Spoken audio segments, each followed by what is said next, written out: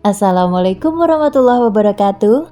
Ensiklopedia Al-Fatih kembali ke hadapan Anda untuk berbagi info Islami.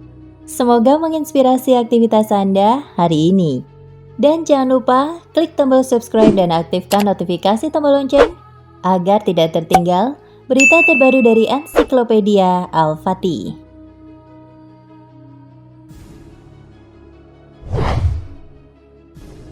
Fenomena wabah virus corona atau COVID-19 yang muncul di awal tahun 2000 ini semakin lama semakin membuat kekhawatiran di seluruh dunia.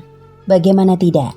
Virus yang muncul pertama kali di kota Wuhan, Provinsi Hubei, Cina ini telah memakan korban lebih dari 2.600 nyawa dan menginfeksi sekitar 80.000 jiwa atau lebih. Virus yang sampai saat ini belum ditemukan penangkalnya telah merambah hampir ke seluruh negara-negara besar di dunia, mulai dari Cina, Korea Selatan, Singapura, dan lainnya di daratan Asia, hingga ke Italia, Prancis, dan lainnya di daratan Eropa.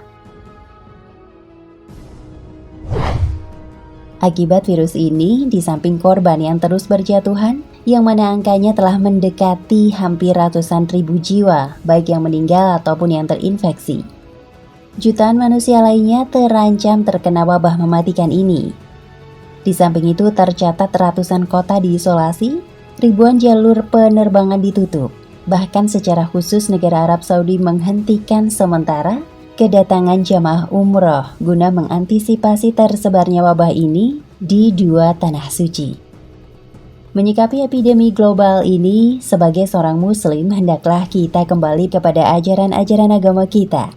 Dan berikut ini beberapa kiat-kiat yang dapat kita tempuh sebagai seorang muslim dalam menyikapi wabah virus corona yang sedang mewabah saat ini.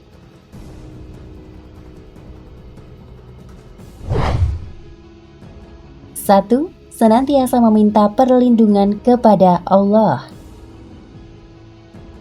Virus corona adalah makhluk sebagaimana makhluk-makhluk Allah lainnya. Dan ia tidaklah bergerak kecuali atas perintah dan izin Allah Ta'ala yang menciptakannya. Oleh karenanya kita berlindung dari wabah ini kepada Allah sebelum kita berlindung kepada kemampuan diri kita sendiri atau kemampuan makhluk lainnya.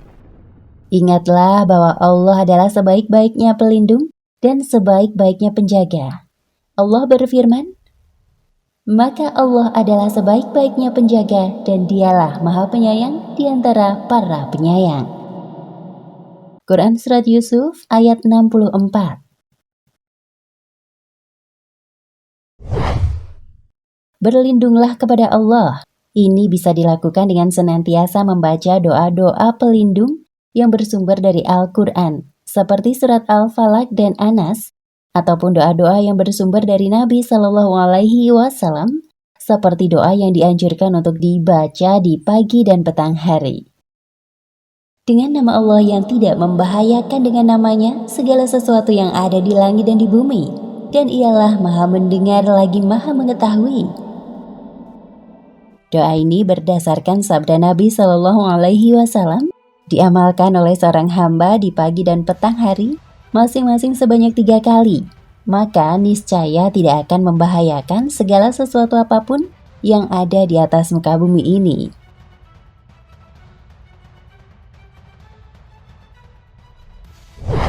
Dua, berikhtiar dengan melakukan pencegahan.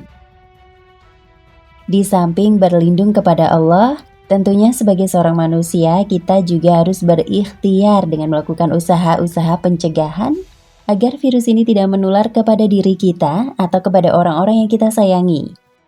Ikhtiar ini bisa dilakukan dalam skala individu maupun skala berjamaah. Ikhtiar dalam skala individu dilakukan dengan cara mengikuti cara-cara yang dianjurkan oleh para ahli dalam bidang ini. Seperti rutin menjaga kesehatan, rutin mencuci tangan, rutin memakan dari makanan-makanan yang baik, rutin memakai masker di keramaian, serta menghindari keluar rumah dan berkumpul di tempat keramaian bila tidak diperlukan. Adapun ikhtiar dalam skala berjamaah, maka bisa dilakukan dengan cara melakukan pencegahan-pencegahan agar virus ini tidak merambah ke skala yang lebih luas lagi, seperti melakukan isolasi kepada mereka-mereka yang terkena virus atau mereka yang tercurigai terkena virus. Dan ikhtiar ini hendaklah dilakukan oleh pihak-pihak yang berwenang. Hal ini berdasarkan makna hadis Nabi Shallallahu Alaihi Wasallam yang berbunyi, apabila kalian mendengar tentangnya wabah penyakit di sebuah tempat, maka janganlah kalian masuk ke dalamnya. Dan bila kalian berada di dalamnya, maka janganlah kalian keluar daripadanya sebagai bentuk lari daripadanya. Hadis riwayat Bukhari dan Muslim.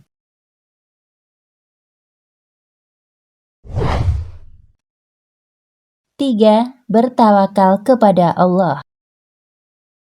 Setelah melakukan ikhtiar-ikhtiar yang ada, maka pada akhirnya semua kita serahkan kepada Allah. Kita tawakalkan diri kita kepadanya. Karena hidup dan mati kita, sebagai seorang hamba, semua berada di tangannya. Allah berfirman, katakanlah Muhammad, sesungguhnya salatku, ibadahku, hidupku dan matiku hanyalah untuk Allah, Tuhan seluruh alam. Quran Surat Al-An'am ayat 162.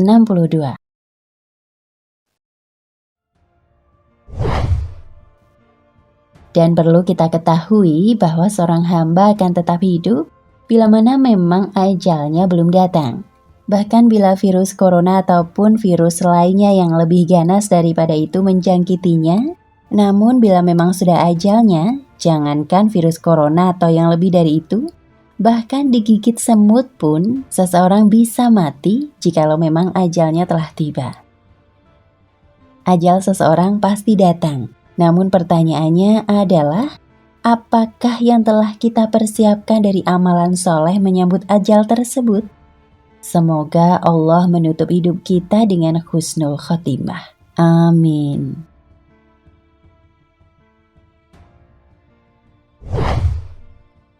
Empat, yakin kepada Allah akan kesembuhan.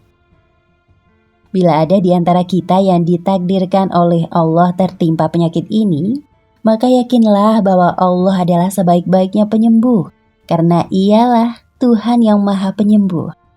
Dan yakinlah juga bahwa tidak ada penyakit yang Allah turunkan, kecuali ada juga obat yang diturunkan bersamanya. Nabi Shallallahu Alaihi Wasallam bersabda, sesungguhnya Allah ketika menciptakan penyakit, maka Ia menciptakan penyembuhnya, maka berobatlah.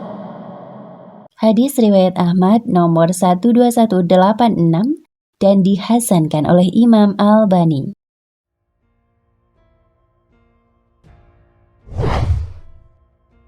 Selain Rasulullah, di zaman Khalifah Umar bin Khattab juga ada wabah penyakit. Dalam sebuah hadis diceritakan, Umar sedang dalam perjalanan ke Syam, lalu ia mendapatkan kabar tentang wabah penyakit. Hadis yang dinarasikan Abdullah bin Amr mengatakan, Umar kemudian tidak melanjutkan perjalanan. Berikut hadisnya. Artinya, Umar sedang dalam perjalanan menuju Syam.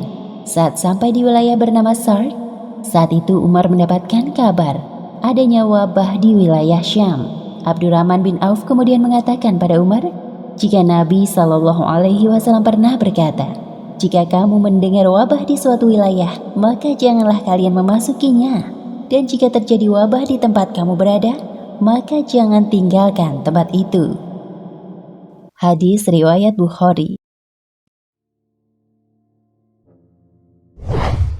Demikianlah beberapa kiat-kiat dalam menyikapi wabah virus corona ini. Dan yang terakhir, mari kita berdoa kepada Allah agar supaya Ia senantiasa menjaga diri kita, keluarga kita, kerabat kita, dan orang-orang yang kita sayangi dari terkena wabah virus ini.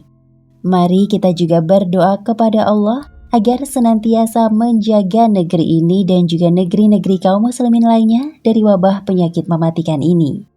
Dan tak lupa juga kita sisipkan juga doa-doa terbaik kita kepada mereka, saudara-saudara kita yang sedang diuji dengan virus ini, agar supaya Allah segera menyembuhkan mereka dari penyakit ini. Dah pemirsa Ensiklopedia Al-Fatih, sampai di sini perjumpaan kita kali ini. Semoga menginspirasi.